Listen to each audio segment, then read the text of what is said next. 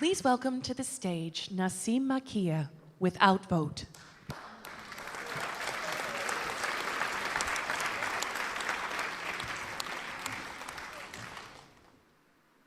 Hi, I'm Naseem Makiya, the CEO of Outvote, and we've built basically a presidential campaigning app, but for every candidate.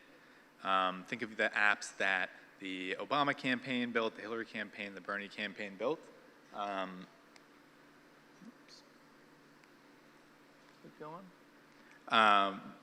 But licensed all the way down the ballot. And so our thesis is that they build these apps every cycle, and then they get shelved at the end. And so why not build it once, keep it relevant throughout cycles, and make it accessible to every other candidate that needs that quality tech.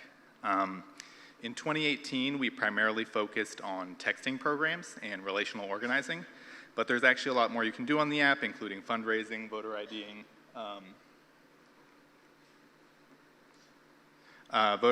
and more. These are some of the clients we worked with, including Beto, the DNC, Move On, among others. And during our texting last year, we ran a randomized controlled study basically to determine the effectiveness of the platform. And the way it would work is, on the app, we tell you if you had any friends who missed the 2014 elections, if they lived in a swing district, any extra details we could tell you if they might be unregistered, so you could reach out to them and remind them to vote.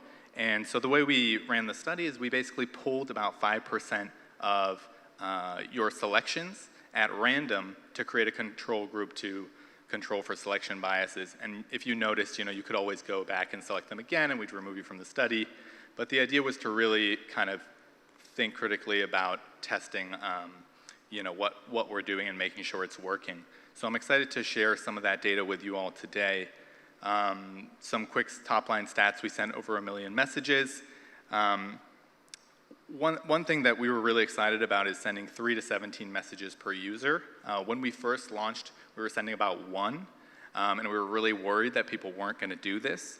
And so we really had to optimize the UX over and over to figure out, okay, what's going to drive people to be excited about this, both from the appeal, but also from the product perspective. And so, what this meant to us was that it's possible, there are people who aren't necessarily veteran campaign volunteers that are willing to do something that's maybe a little lighter touch to make an impact. And that was really exciting for us. Another thing that was exciting was that 75% of messages were sent from a friend out of district. So instead of having these little bubbles of local organizing, it was really more of a flight map across the whole nation. And that was encouraging as well because it really was distributed organizing in a way that could scale for campaigns where you really had a lot of people, even outside of state, who could make a difference in your GOTV efforts. And also importantly is that we had an impact proportionally in swing districts as well. So as you'd expect by the population, we reached just as many swing districts nationwide, which was obviously important from an impact perspective for us. Looking at our users, we wanted to determine basically if they were in any way different from the average voter. And so while they did vote slightly above average, they were by no means perfect, and neither were their friends or the people they contacted.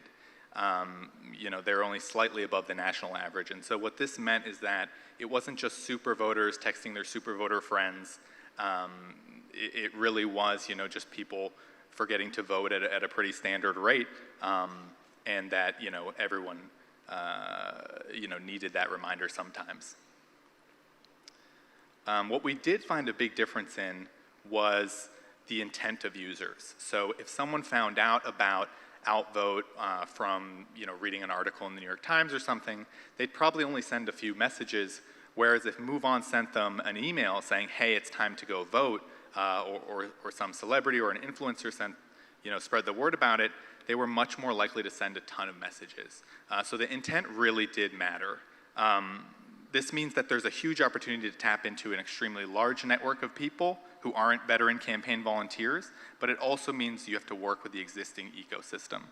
And I'm rushing real quick through these last slides here. We did notice that smaller campaigns have it a little more difficult to get that traction. So we're going to try and enable some of the nationwide appeals that are sometimes a bit more compelling to folks to see how we can get that further down the ballot for engagement. And finally, there was no difference between digital and field appeals. More or less, you could run successful programs with both. The last slide, the results are still pending from, which is the final effect size of relational organizing friend-to-friend messaging versus peer-to-peer messaging. We're still crunching those numbers. We're really excited about them. Happy to share the unofficial results after, if you talk to me after. But yeah, thank you so much.